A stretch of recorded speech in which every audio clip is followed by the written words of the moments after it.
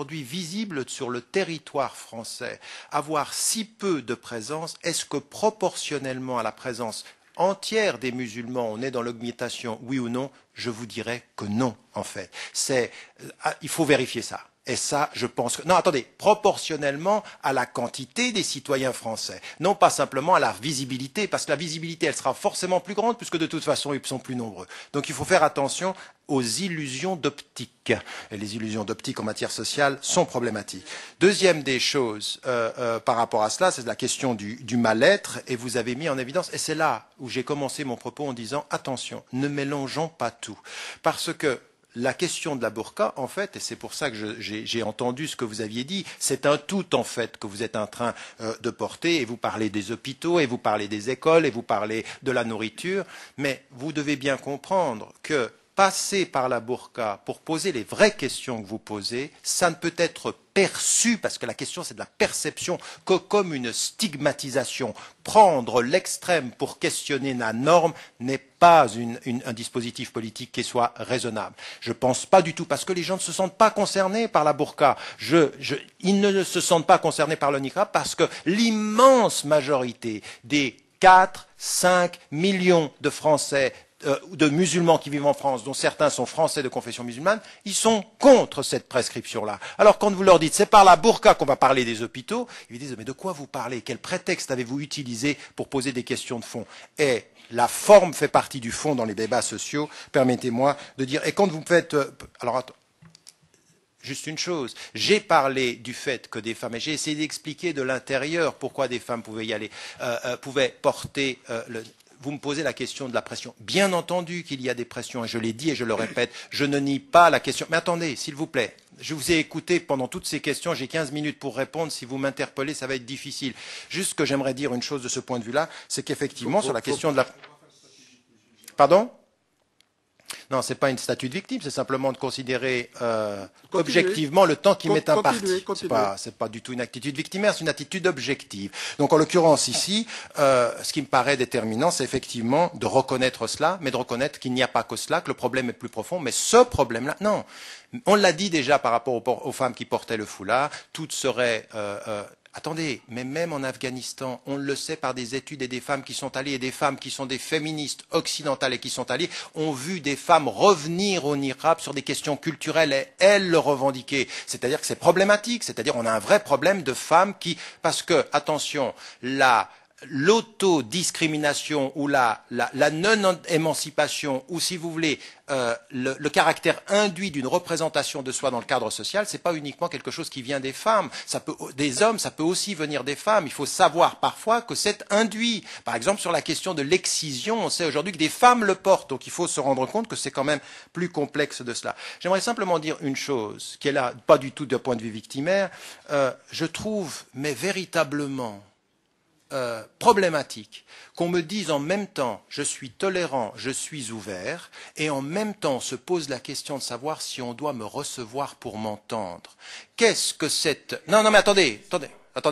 Non, c'est pas la question du double discours. Et si même j'avais un triple discours, monsieur, votre autorité politique devrait de me recevoir et de m'entendre, et non pas... Non, mais là vous étiez contre, en l'occurrence, et je ne sais pas comment. Aujourd'hui, en France, dans ce pays que j'aime et dans lequel je suis impliqué depuis des années, aujourd'hui, on m'interdit de parole dans les domaines universitaires. Et là, vous auriez voulu que je n'y vienne pas. Monsieur Tariq Ramadan, on vous interdit pas de parole puisque vous êtes... Non, attendez, il y a quand même des personnes qui s'y sont opposées objectivement. Donc ça, c'était la deuxième question. Et sur ce que vous avez dit sur la question de la pression des quartiers et de cette évolution-là, encore une fois, il y a de ce point de vue-là une réalité, la pression existe, il ne s'agit pas de la nier. Maintenant, il faut savoir proportion garder et regarder les vrais phénomènes sociaux. Je suis pas d'accord avec vous sur l'analyse des vrais courants, je pense que d'autres choses sont en train de se passer. Et ça me permet d'arriver très rapidement, puisqu'il me reste 7 minutes, si je compte bien mon temps, à ce que vous disiez sur vous n'avez jamais parlé de la pression. Si j'en ai parlé, effectivement, au moment des questions, parce qu'en 15 minutes, vous ne dites pas tout, mais je suis d'accord et je ne le nie pas, sur cette question-là. Mais vous avez dit aussi une chose qui me paraissait déterminante aussi pendant ces 25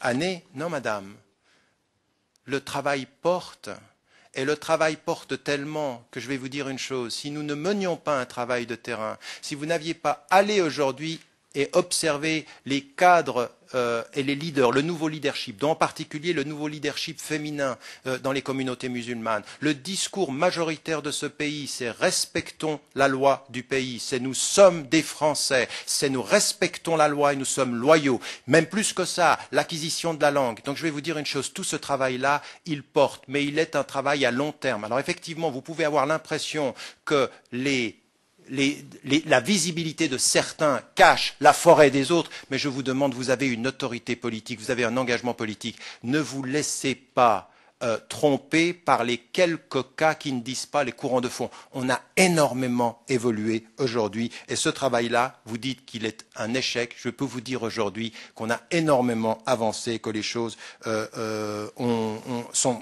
ont évolué. Encore une fois, c'est pas parfait, mais on a évolué.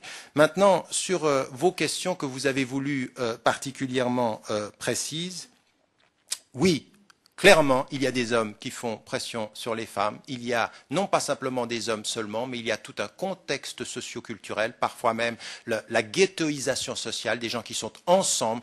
Cette pression existe, on ne peut pas la nier. Toute la question est de savoir comment on en sort, parce qu'une loi qui s'ajouterait à la pression sociale serait un double isolement et non pas un facteur d'émancipation potentielle. Tout ce que l'on peut rationnellement et raisonnablement considérer serait de cette nature-là. Est-ce que c'est une atteinte aux droits des femmes? Oui. Est-ce que c'est une restriction des libertés? Oui. Est-ce que c'est une atteinte à leur dignité? Oui. Je ne peux pas être plus clair, les choses ont été dites. Remettre en cause la commission, je ne remets pas en cause la commission. Je suis invité à une commission qui se pose la question de savoir s'il y a une loi, je ne remets pas en cause. Je discute les termes du débat de la commission. Et donc, de ce point de vue-là, il faut aller de l'avant. Sur ce qui a été dit par rapport à la loi elle-même, je n'ai jamais dit que la loi interdit et réprime dans ce que vous avez dit. Mais vous savez bien, madame, toute négociation légale ou toute jurisprudence a l'effet objectif de ce qu'elle cadre et l'effet subjectif de ce que elle traduit. Et aujourd'hui, une loi de ce sens-là, en passant par l'extrême pour envoyer un message aux musulmans, on a des problèmes dans les piscines, on a des problèmes dans les repas, tout ceci sera contre-productif, ça ne sera pas entendu. Ça n'est pas une façon de porter le débat. Aujourd'hui, c'est mon opinion, et je pense de ce point de vue-là que la loi est une mauvaise solution. Maintenant, vous m'avez posé une question extrêmement claire, mais j'ai pris position auparavant au Canada, dans des situations tout à fait spécifiques, où vous allez voter, où vous devez avoir montré votre identité quand vous êtes interpellé par la police, ou dans des situations tout à fait particulières. Ça ne me pose absolument, c'est même pas une question. C'est-à-dire que pour moi, les choses doivent être claires. Mais attention, qu'on soit bien d'accord, ça ne veut pas dire marcher dans la rue et qu'on soit interpellé par la police. Oui, là, on doit, de ce point de vue-là, montrer son identité. Il n'y a absolument aucune discussion là-dessus. Mais pas d'une interpellation discriminatoire, mais une interpellation qui ait un sens pour les questions de sécurité et d'ordre public. Je n'ai pas de problème par rapport à ça. Maintenant, sur la question de... Mais vous savez, j'entends des choses assez sidérantes. Je dis, je ne remets pas en question la souveraineté de la France de décider, mais nous sommes dans un cadre européen et nous sommes dans un cadre où les lois décidées en France sont et peuvent être discutées à un niveau qui est à un niveau second, c'est-à-dire au niveau européen. Il ne s'agit pas de remettre en cause la souveraineté, il s'agit de se poser la question parfois, parce que ça arrive, la Cour européenne a parfois pris des décisions qui étaient de contester les décisions nationales parce qu'on considérait qu'elles étaient discriminatoires. Vous dites que ça ne marcherait pas contre votre opinion de